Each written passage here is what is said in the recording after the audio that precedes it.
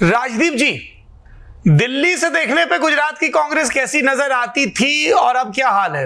अगर आप गुजरात 1990 में जाते तो भाजपा जो थी वो एक तरह से नई पार्टी की तरह से उभर कर आ रही थी। राम जन्मभूमि का मूवमेंट के बदौलत वो आगे आ रही थी, लेकिन ज्यादातर जो चर्चा वहां होती थी वो कांग्रेसी नेताओं की होती थी, भले ही आप चिमन भाई पटेल की बात करें या माधव सिंह सोलंकी की। लेकिन क्या हुआ उस समय कि एक बार चिमन भाई पटेल ने अपनी जनता दल जी बना दी, यानी जनता दल को तोड़ के अपनी पार्टी बना दी और फिर कांग्रेस ने उनको समर्थन दे दिया ताकि भाजपा को दूर रखे, और अंत में चिमन भाई एक बार फिर कांग्रेस में आए। तब मुझे लगता है कांग्रेस की उल्टी गिनती शुरू हुई, क्योंकि एक तरफ बीजेपी धीरे धीरे अपने आप को हिंदुत्व के नारे पर बढ़ा रही थी, और ये जितने भी कांग्रेसी नेता थे, बिल्कुल सही कहा, ये केवल अपनी राजनीति, अपनी स्वार्थ की राजनीति करते थे। जैसे ही 95 में भारतीय जनता पार्टी उभर कर आती है, केशुभाई पटेल, नरेंद्र मोदी, शंकर सिंह वाघेला, काशीराम राणा, सुरेश मेहता, ये अलग अलग नेता उभर कर आते हैं, कांग्रेस के जितने नेता हैं उनकी जमीन ही खिसक जाती है। क्योंकि धीरे धीरे क्या हुआ, हर कांग्रेसी नेता केवल अपने स्वार्थ के लिए, अपनी जो एक आप कहिए अपनी जो लोकल बेस है उसके लिए लड़ता था। कोई और किसी की मास बेस जो थी वो नहीं रह गई थी। 2017 में जब कांग्रेस को पूरी तरह से चांस था चुनाव जीतने के लिए, तब आपने क्या किया, हार्दिक पटेल, अल्पेश ठाकुर के दम पर आपको लगा कि आप आगे बढ़ेंगे, कि पाटीदार एजिटेशन हो रहा है, फिर आपने अल्पेश ठाकुर को लाया और वही अल्पेश ठाकुर के एरिया में आप चुनाव हारते हैं। वो एक चांस था कांग्रेस को 2017 में, लेकिन तब पूरी तरह से अहमद पटेल कांग्रेस चलाते थे। 2017 के चुनाव तक करीब 20-30 सालों तक दिल्ली से via remote control Ahmed Patel was the whole and soul of the Congress party. एक ऐसे नेता जो खुद लोकसभा सीट अपनी नहीं जीत सकते थे, उनकी पुरानी सीट भरूच, वो भी जानते थे कि गुजरात के हिंदुत्व की राजनीति में गुजराती मुस्लिम आज लोकसभा सीट नहीं जीत सकता, तो वो रिमोट कंट्रोल करते थे। आते हैं 2022 में। 2022 में मुझे लगता है राहुल गांधी ने केवल 2 रैलियां की, उनकी उसी समय भारत जोड़ो यात्रा चल रही थी। मुझे अभी भी याद है कांग्रेस नेता ने उनको कहा था कि राहुल जी आप गुजरात आइए, तो उन्होंने कहा नहीं, मैं यात्रा पर हूं, मैं 1 दिन आपको दे सकता हूं। 1 या 2 दिन उन्होंने दिए, 2 या 3 रैली ही किए उन्होंने। तो ये कांग्रेस का हास्य है वहां। अब आपको कह रहे हैं कि नए जनरेशन को लाएंगे, तो मुझे लगता है नए जनरेशन को जब तक आप एक डायरेक्शन नहीं देंगे, एक सही विचारधारा क्या है कांग्रेस की, क्या आप बीजेपी को पूरी तरह से टक्कर देंगे या बीजेपी के साथ लोकल लेवल पर साठ-गांठ करेंगे। आज राहुल गांधी कहते हैं, मैं जानता हूं आपके यहाँ कितने ऐसे ट्रेटर्स हैं जो बीजेपी के साथ साठ-गांठ कर रहे हैं। क्या करेंगे? क्या राहुल गांधी उनको निकाल सकते हैं? और अगर निकालने के लिए तैयार है तो उसका क्या इंपैक्ट होगा पार्टी में? तो या तो कांग्रेस पूरी तरह से गुजरात में नरेंद्र मोदी जी और भाजपा को वहां टक्कर देने की क्षमता रखे, नहीं तो ये केवल अच्छे डायलॉग्स होते हैं जो जमीन पर कोई असर नहीं करते। क्योंकि ये पार्टी 30-40 साल से इतनी अब कमजोर हो गई है कि अब रही, it is not able to respond to the BJP challenge.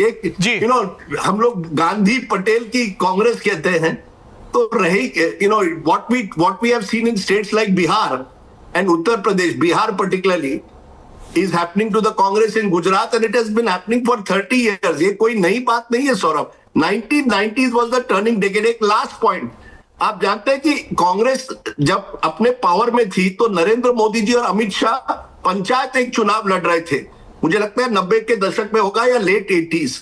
उस चुनाव में नंबर 1 कैंडिडेट्स, क्योंकि सब जितने थे कांग्रेस के थे, बीजेपी ने जो नंबर 2 और नंबर 3 आए उनको अपनी तरफ किया और उनके जरिए धीरे धीरे पार्टी को बढ़ाई। BJP was a very very weak party. जो अहमदाबाद म्युनिसिपल इलेक्शंस का मैं मेरी किताब में बार बार जिक्र करता हूं, 87 में मुझे लगता है पहला बड़ा चुनाव जो बीजेपी ने गुजरात में जीता, जिसमें अमित शाह जी स्कूटर पर थे और नरेंद्र मोदी उनके पीछे, और वो पोस्टर लगा रहे थे। वहां से सौरभ बीजेपी उभर कर आई है और वहां से इतने हाइट से कांग्रेस कमजोर हुई। 2017 में एक मोमेंटम बिल्ड हुआ। अशोक गहलोत पार्टी के प्रभारी महासचिव थे, राहुल गांधी कभी सोमनाथ के मंदिर में दर्शन करने जा रहे थे, आप प्रिंसिपल अपोजिशन से कहीं ज्यादा थे, आप स्ट्राइकिंग रेंज में आ गए। तो उसके बाद डिरेल कहां पे हुआ? एक तो ये व्याख्या है कि साहब मुकदमे थे हार्दिक पटेल पर, तो वो कब तक लड़ते, तो वो वहां चले गए।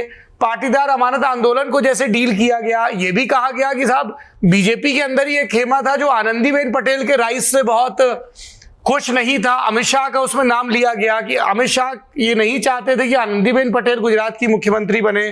तो इस पूरे आंदोलन से और नतीजों से कई स्कोर सेटल हो गए, ये बात कही जाती है। मैं वो जो एक राइज आया नरेंद्र मोदी के दिल्ली आने के बाद पहला चुनाव, जहां पे कांग्रेस इतना अच्छा परफॉर्म कर रही थी, तो कोई पॉलिटिकल रीजन रहे होंगे ना, यही मशीनरी थी, यही कार्डर था, यही सब कुछ था, यही जियोग्राफी, यही पूरा कॉन्स्टिट्यूएंट्स थे। कोई ऐसा तो है नहीं कि अलग से आके कोई टुकड़ा जुड़ गया।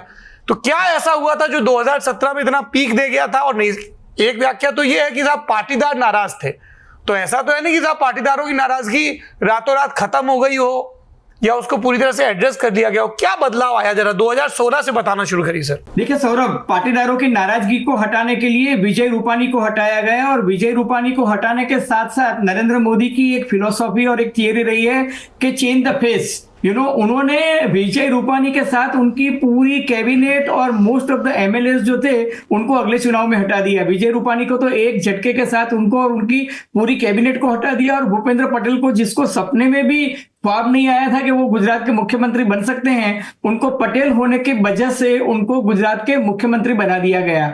तो पटेलों को राजी किया गया, और पटेलों के जितने भी इश्यूज थे, चाहे पटेल पाटीदारों के सामने जितने भी केसेस थे, हार्दिक पटेल का अकेला केस नहीं था, पाटीदार युवाओं के करीब 3000 से ज्यादा केस थे। सब केसेस जो थे वो रफा दफा हो गए, विड्रॉ हो गए।